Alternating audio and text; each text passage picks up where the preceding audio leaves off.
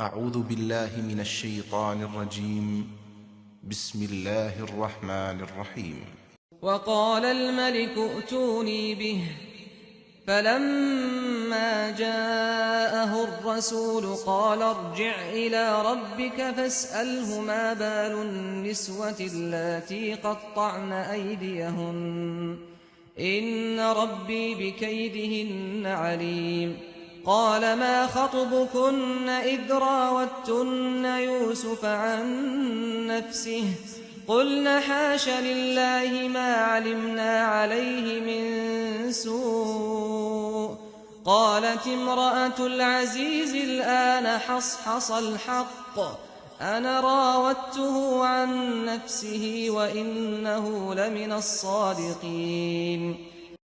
یہ تعبیر دربار میں سنائی گئی تو بادشاہ نے کہا اسے میرے پاس لاؤ، مگر جب قاصد یوسف کے پاس اسے لینے کے لیے پہنچا تو اس نے کہا اپنے آقا کے پاس واپس جاؤ اور اس سے پوچھو کہ ان عورتوں کا کیا معاملہ ہے جنہوں نے اپنے ہاتھ کاٹ لیے تھے، میرا پروردگار تو ان کے فریب سے خوب واقف ہے. بادشاہ نے انہیں بلا کر پوچھا تمہارا کیا ماجرا ہے جب تم نے یوسف کو پھسلانے کی کوشش کی تھی؟ سب نے گواہی دی کہ حاشا للہ ہم نے اس میں برائی کا کوئی شائبہ تک نہیں پایا. عزیز کی بیوی بھی بول اٹھی اب حق کھل چکا ہے، یہ میں ہی تھی جس نے اس کو پھسلانے کی کوشش کی تھی، اس میں شبہ نہیں کہ وہ بالکل سچا ہے.